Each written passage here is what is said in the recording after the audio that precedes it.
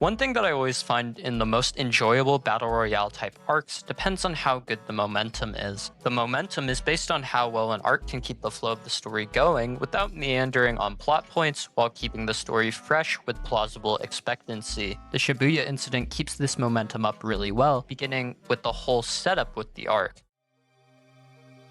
A big difference that can change how well an arc can flow is based on the setup done before the arc. If we look at an arc like Elbath, the number one thing affecting how good the arc has been is the flow. After the setup for the arc, we start with the conflict, which the momentum is immediately stopped because we are given more setup through flashback.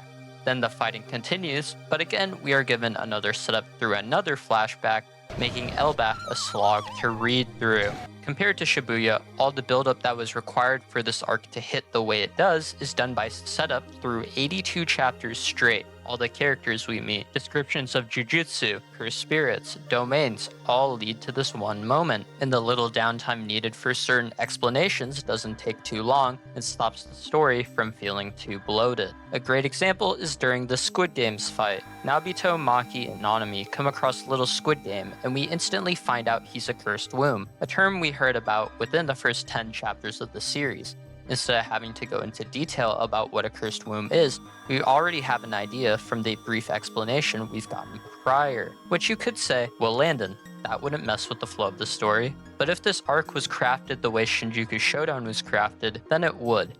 Domain battles, character introductions, all these things add up and would make the arc unnecessarily longer. But this isn't the only reason why this arc flows so well. The character interactions and fights elevate this to another level. The arc starts a little slow, easing us into madness. Yuji versus a grasshopper, Gojo versus Jogo and Hanami, Ino versus Toji, Megumi and Yuji versus... Wait, what? Ino versus Toji? Yeah, Gege eases you in for like 8 chapters before the complete fuckery begins. Gojo is sealed because he didn't want to dispose of his ex-boyfriend's body, and Toji got reincarnated, while their strongest ally to subdue any of this is Nobito. They are completely fucked after the first 8 chapters. Each and every action that our characters do now is the equivalent to stepping on a landmine connected to a nuke. Maki, Nobito, and Nanami think they're fighting a little baby Squid Game until he turns into fucking Cthulhu. Yuji goes down an escalator and is instantly hit with a bullet of blood. Not to mention, Kusakabe and Panda were just chilling, and then they both got pulled up on by Jogo and Sukuna, and then got hit with a literal meteor. There's not one bubble of downtime after Gojo is sealed, and each and every character pays the price for it. Now looking at the fights, each and every one are mostly fast-paced with amazing paneling and choreography with very slight downtime for hype and aura moments, but also perfect sentimental reasoning. Looking at the Gojo vs Jogo and Hanami fight, there are 3 times this fight really slows down. The first is Hanami's death, the second is for Gojo's 0.2 second domain, and the third is when Gojo is caught off guard by Kenjaku. 2 of these moments were for hype and aura, with one of those 2 showing something that we didn't know was possible, but the last one was a sentimental stop. The mystery of Geto's body was finally revealed, and after we just came from the hidden inventory arc, this interaction hits so hard. Each and every fight has moments like this. In Chozo vs Yuji is in the finale when Chozo has his vision of Yuji with his brothers. In Sukuna vs Jogo, it is their final duel in Jogo's conclusion. In Sukuna vs Maharaga, these moments appear when Sukuna pops Fugo with his domain. In the whole Mahito fight, Nanami's death, Nobara's injury, Hodo's appearing, and so many other things make this fight flow so well, but still keep the emotion that the viewer is looking for.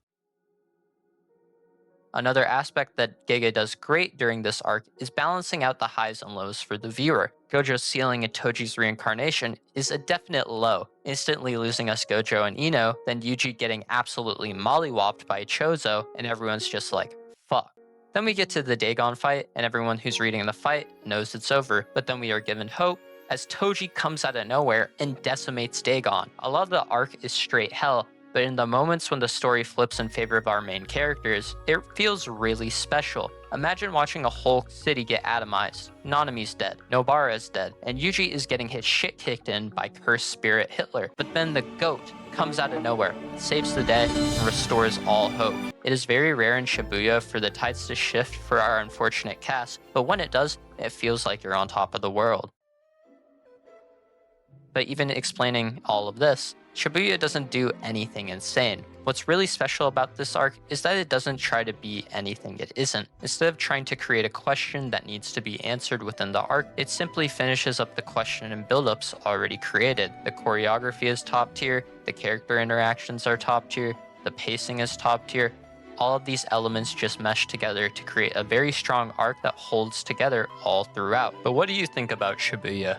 I personally have it at a 4 out of 5. But thanks for watching, and if you liked the video, please like and subscribe.